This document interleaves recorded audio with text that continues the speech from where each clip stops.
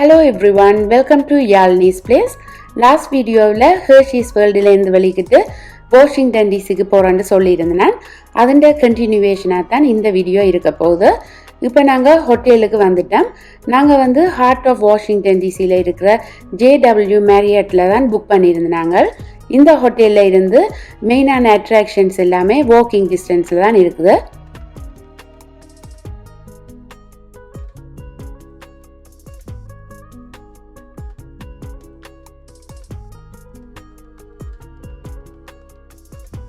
இந்த ஹோட்டலில் self parking இல்லை, வேலே பார்க்கிங் தான். நாங்கள் எங்கள்ட காரை என்ட்ரன்ஸ்லேயே கொடுத்துட்டு லக்கேஜ் எடுத்துக்கொண்டு இப்போ எங்கள்ட ரூமுக்கு போய் கொண்டிருக்கிறோம். ஃபர்ஸ்ட்டாக எங்கள்ட ரூம் எல்லாம் எப்படி இருக்குன்னு காட்டிட்டு அதுக்கு பிறகு ஹோட்டலின் இன்டீரியர் எப்படி இருக்குன்னு காட்டுறேன். நாங்கள் 1 ரூம் வித் டபுள் பெட்ஸோட புக் பண்ணியிருந்தாங்க.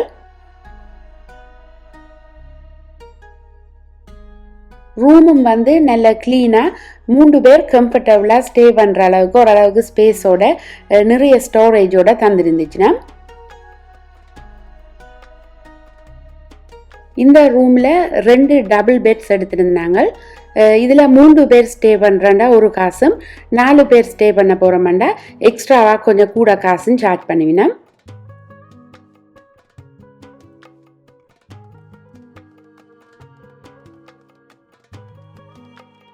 க்ளோசெட்லையும் robe, luggage rack, hangers, iron board, extra pillows எல்லாம் வச்சிருக்கணும்.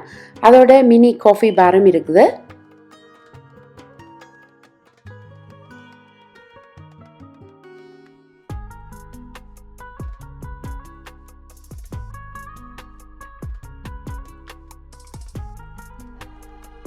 இப்போ நான் நிற்கிறது ஹோட்டலின் செகண்ட் ஃப்ளோரில்.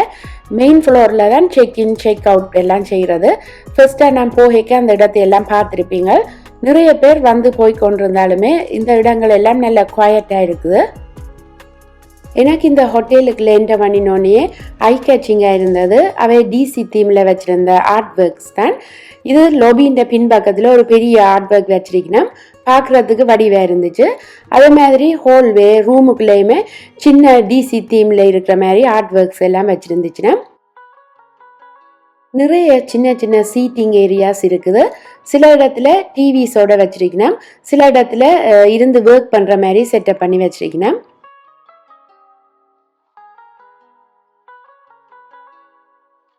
ஃபர்ஸ்ட் டே கன தூரம் ட்ராவல் பண்ணி வந்ததில் டயர்ட் ஐட்டம் இந்த ஹோட்டலில் மற்ற இடங்களை எடுக்கலாம் போயிட்டுது. செகண்ட் டேயும் டைம் கிடைக்கல. இங்கேயும் gym, gift shop, Starbucks, அதை விட பெரிய கோர்ட்யார்ட், அப்படி மற்ற ஃபெசிலிட்டிஸும் நிறைய இருக்குது. 2-3 டைனிங் ஆப்ஷன்ஸ் இருக்குது. கீழே தான் பிரேக்ஃபாஸ்ட் பஃபே இருக்குது. இந்த ரெஸ்டாரண்ட் இப்போ நான் நைட் டைம் எடுத்துக்கொண்டிருக்கிறபடியாக க்ளோஸ் பண்ணிட்டேன். இனி மார்னிங் தான் ஓப்பன் பண்ணினேன்.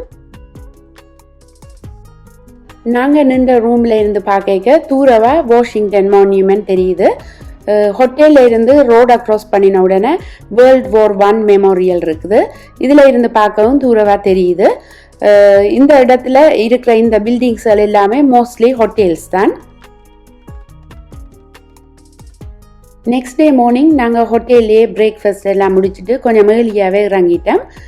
ரெஸ்டாரண்ட்டில் இருந்து வெளியில் வந்தோம்னா ரோடை க்ராஸ் பண்ணினோடனே வேர்ல்ட் வார் 1 மெமோரியல் இருக்குது. இதுதான் ஹோட்டலின் சைட் வியூ. நாங்கள் வியக்கில் ஹோட்டல்லையே பார்க் பண்ணிவிட்டு வாக் பண்ணி தான் போகிறோம். எல்லாமே வாக்கிங் டிஸ்டன்ஸில் தான் இருக்குது. நாங்கள் போன ஃபர்ஸ்ட் டே கொஞ்சம் க்ளவுடியாக இருந்தாலும் சரியான ஹாட்டாக இருந்துச்சு. டெம்பரேச்சர் 40 டிகிரி செல்சியஸுக்கு வந்துருந்துச்சு. மோஸ்ட் ஆஃப் த அட்ராக்ஷன்ஸ் எல்லாமே இங்கே ஃப்ரீ தான். இந்த மெமோரியலும் 24 ஹவர்ஸும் ஓப்பன் பண்ணியிருக்கும். எப்போ வேணுமானாலும் பார்த்துட்டு போகலாம். இந்த மெமோரியல் பென்சில்வேனியா அவென்யூவில் பெர்ஷிங் பார்க்கில் இருக்குது. 2017 தான் இதோட கன்ஸ்ட்ரக்ஷன் ஸ்டார்ட் பண்ணியிருக்கணும். 2021 ஏப்ரலில் பப்ளிக்குக்காக ஓப்பன் பண்ணியிருக்கணும். இது வேர்ல்ட் வார் 1 அமெரிக்காக்காக இருந்த எல்லா சோல்ஜர்ஸுக்கும் ஒனர் பண்ணுற விதமாக இந்த மெமோரியலை கட்டியிருக்கணும். மெயினாக மெமோரியல் பார்க்கில் இருக்கிற இந்த ப்ரோன்ஸ் ஸ்கல்ப்சர் போரில் இருந்த எல்லா சோல்ஜர்ஸுன்ற ஜேர்னியையும் காட்டுற மாதிரி 60 ஃபுட் லாங்கில் 7 ஃபுட் டோலில் செய்து வச்சிருக்கணும்.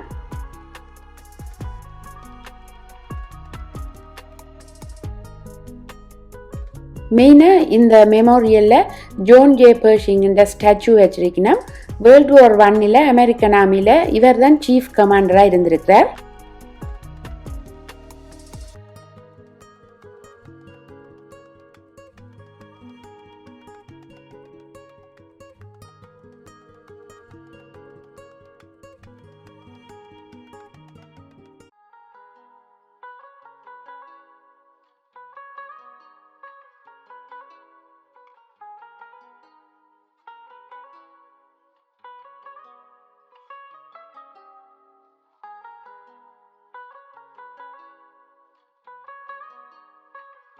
இந்த மெமோரியல் பார்க் வந்து 1.76 ஏக்கர் லேண்டில் செய்து வச்சிருக்கணும். லேண்ட்ஸ்கேப்பும் நல்ல வடிவாக இருக்குது. அதை விட நிறைய சீட்டிங் ஏரியாஸ் எல்லாம் இருக்குது. நாங்கள் மார்னிங்கே வந்தபடியாக நிறைய பேரை பார்த்தேன். இதில் வந்து பார்த்துட்டு கொஞ்ச நேரம் இருந்துட்டு அப்படியே பார்க்குக்குள்ளே வாக் பண்ணி போய் கொண்டு இருந்துச்சுன்னா இதில் இருக்கவே நல்ல பீஸ்ஃபுல்லாக இருந்துச்சு. பார்க்கவும் இந்த இடமெல்லாம் வடிவாக இருக்குது. நாங்கள் வாக் பண்ணி கொண்டு போகிறபடியாக இந்த ஸ்ட்ரீட் வியூ இதில் இருக்கிற மெயினான பில்டிங்களையும் காட்டுறேன். இதுதான் US டிபார்ட்மெண்ட் ஆஃப் காமர்ஸ். எவ்வளோ பெரிய பில்டிங்னு பாருங்க.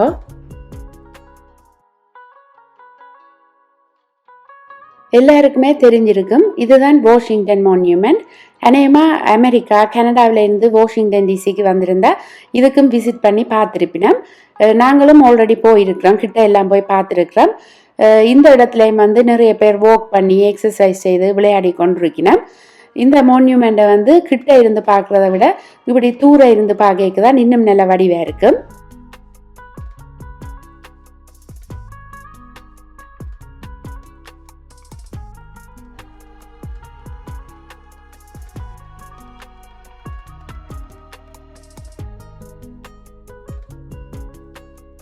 இந்த ஸ்ட்ரீட் நேட்டுக்கு நிறைய ஃபுட் ட்ரக்ஸ் நிப்பாட்டி வச்சிருக்கணும். இந்த ஏரியா வந்து நேஷனல் மால்னு சொல்கிறது. இதில் தான் நிறைய மியூசியத்தில் இருந்து மெயினான அட்ராக்ஷன்ஸ் வரைக்குமே இருக்குது. நாங்கள் போன டே வந்து வாஷிங்டன் டிசியில் டெம்பரேச்சர் 35-40 அப்படி போயிருந்துச்சு. சரியான ஹொட்டாக இருந்துச்சு. நடக்கவே கொஞ்சம் தூரத்துலேயே தேர்ஸ்டியாக இருந்துச்சு. இதில் நாங்கள் வந்து தண்ணியும் வாங்கி ஏதாவது லைட்டாக சாப்பிடுவோம்னுட்டு ஹாட் டாக்ஸும் வாங்கியிருக்கிறோம். ஸ்ட்ரீட்டில் எல்லாம் இடையிடையில் இப்படி மேப் வச்சிருப்பினா நேஷனல் மாலில் வந்தால் பார்க்குறதுக்கு என்னென்ன எல்லாம் இருக்குண்டு நாங்கள் ஏதாவது மிஸ் பண்ணியிருந்தா கூட இந்த மேப்பை பார்த்து போய் பார்த்துக்கொள்ளலாம். அடுத்ததாக வேர்ல்டு வார் 2 மெமோரியலுக்கு வந்திருக்கிறோம். என்னடா எல்லாம் ஒரே மெமோரியல் வீடியோவாகவே போட்டுக்கொண்டிருக்கிறேன்னு யோசிப்பீங்க. வாஷிங்டன் டிசிக்கு வந்தால் கூட மியூசியம் இந்த மாதிரி தான் இருக்கும் பார்க்குறதுக்கு. ஆனால் இதெல்லாம் பார்க்குறதுக்கு அவ்வளோ வடிவாக இருக்கும். ஒவ்வொரு வருஷமும் மில்லியன் கணக்கில் டூரிஸ்ட் வருவினம். இது வந்து வாஷிங்டன் மான்யூமெண்ட்டுக்கும் லிங்கன் மெமோரியலுக்கும் நடுவில் இருக்குது. இந்த இடத்துல நின்று பார்க்க ரெண்டுமே நல்ல வடிவாக தெரியும். இந்த மெமோரியல்லையும் ஃப்ளோரில் இருந்து வால் வரைக்கும் எல்லாமே கருங்கல்லால் செய்திருக்கணும். இதில் இருக்கிற ஸ்கல்ப்சர்ஸும் வந்து வேர்ல்டு வார் 2 அமெரிக்கன் ஆர்மியோட கீ மூமெண்ட்ஸை காட்டுற மாதிரி செய்து வச்சிருக்கணும். அதோட இந்த இடத்துல வந்து சத்தம் போடாமல் அமைதியாக எல்லாரும் வந்து இதில் எல்லாம் பார்த்துட்டு ஃபோட்டோஸ் எல்லாம் எடுத்துகிட்டு போய் கொண்டிருக்கணும்.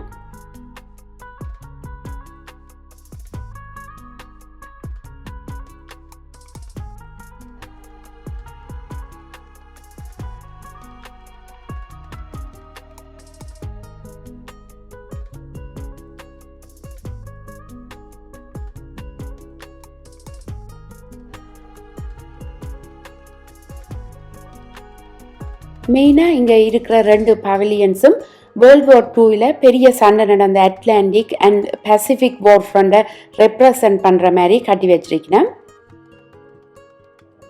இதில் பார்த்தீங்கன்னா அட்லாண்டிக் அண்ட் பசிபிக் வார் ஃப்ரண்டில் அமெரிக்காவுக்கு கிடைச்ச வெற்றியை காட்டுற மாதிரி 2 சைட்லையுமே 2 ஈகிள்ஸ் ஓக் ரீத்தை எடுத்துக்கொண்டு போகிற மாதிரி காட்டியிருக்கேன்.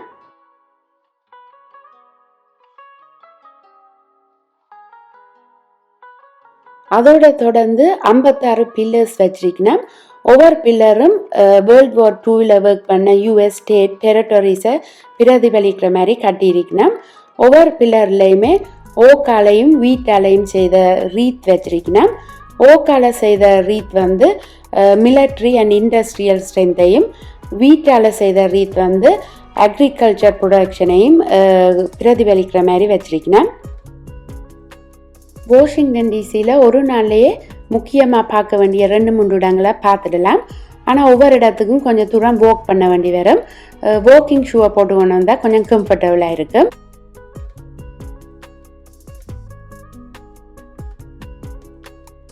இந்த இடத்துல இருந்து பார்க்க தூரவா லிங்கன் மெமோரியல் தெரியும். இந்த 2 மெமோரியலுக்கும் இடையில தான் ரிஃப்ளெக்டிங் பூல் இருக்குது. லிங்கன் மெமோரியலுக்கு போகிறதுக்கு கொஞ்சம் தூரம் நடந்து போகணும். ஆனால் இந்த இடத்தை சுற்றி இருக்கிற பியூட்டிஃபுல்லான லேண்ட்ஸ்கேப், இந்த பூலில் இருக்கிற டக்ஸ் எல்லாத்தையும் பார்த்து கொண்டு போய்க்க நடக்கிற தூரமே தெரியாமல் நடந்து போயிடலாம். இந்த லாங் ரெக்டாங்குலர் பூலை வந்து லிங்கன் மெமோரியல் ரிஃப்ளெக்டிங் பூலன்னு சொல்லுவினேன். இதில் இருந்து பார்க்க லிங்கன் மெமோரியல், இதை சுற்றி இருக்கிற சீனரி, வாஷிங்டன் மான்யூமெண்ட்ஸ், கை எல்லாமே இந்த பூலில் ரிஃப்ளெக்ட் பண்ணுற மாதிரி செய்து வச்சிருக்கிறேன். இது எல்லாத்தையுமே ஒரே அடியாக இந்த பூலில் பார்க்குறதுக்கு அவ்வளவுக்கு வடிவாக இருக்கும். இதை பார்க்குறதுக்காக தான் நிறைய பேர் வருவினோம்.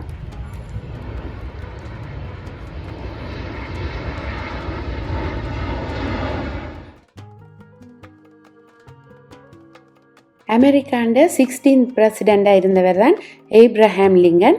அவருக்கு ஒன பண்ணுற விதமாக தான் இந்த மெமோரியலை கட்டியிருக்கணும். ஒவ்வொரு வருஷமும் 7 மில்லியனுக்கிட்ட விசிட்டர்ஸ் இந்த லிங்கன் மெமோரியலை பார்க்குறதுக்காக வருவினோம்.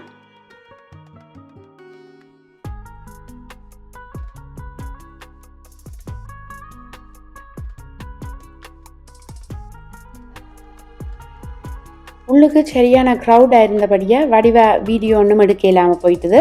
எல்லோரும் ஏப்ரஹாம் லிங்கனோட ஸ்டாச்சுக்கு முன்னால் நின்று ஃபோட்டோஸ் எடுத்துக்கொண்டு இருந்துச்சுன்னா நாங்களும் கொஞ்சம் ஃபோட்டோஸ் எடுத்தோம். ஆனால் எல்லாருமே பக்கத்தில் நின்று எடுத்தபடியாக வடிவாக ஃபோட்டோவும் எடுக்க இல்லாமல் போயிட்டுது. வேறு ஒன்றும் பெருசாக உள்ளுக்கு இல்லை. நாங்கள் கொஞ்ச நேரம் உள்ளுக்கு பார்த்துட்டு அப்படியே வெளியில் வந்துட்டோம்.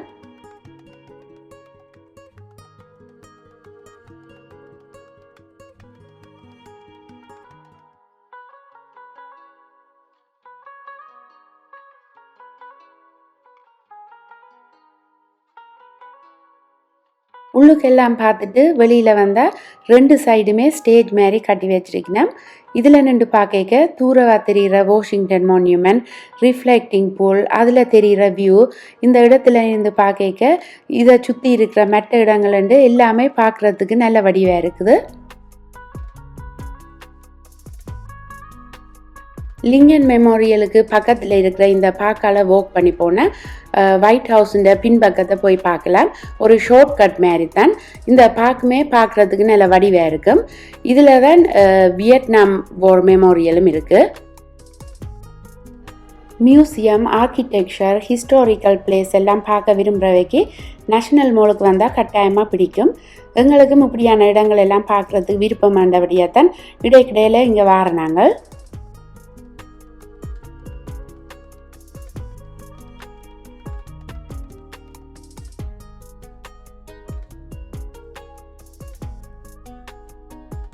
பார்க்கால நடந்து வந்து கேட்க ஒயிட் ஹவுஸுன்ற பின்பக்கத்தை பார்க்கலாம். இப்போ இதில் எல்லாம் கன்ஸ்ட்ரக்ஷன் நடந்து கொண்டிருக்கு. அதால் கொஞ்சம் தூரவானு பார்க்குற மாதிரி ஃபென்ஸ் எல்லாம் போட்டிருக்கணும். நாங்கள் லாஸ்ட் டைம் போக முன்பக்கத்தை வந்து கொஞ்சம் க்ளோஸ் ஆனு பார்க்குற மாதிரி தான் இருந்தது. இப்போ எப்படி செய்து வச்சிருக்கணும்னு தெரியல.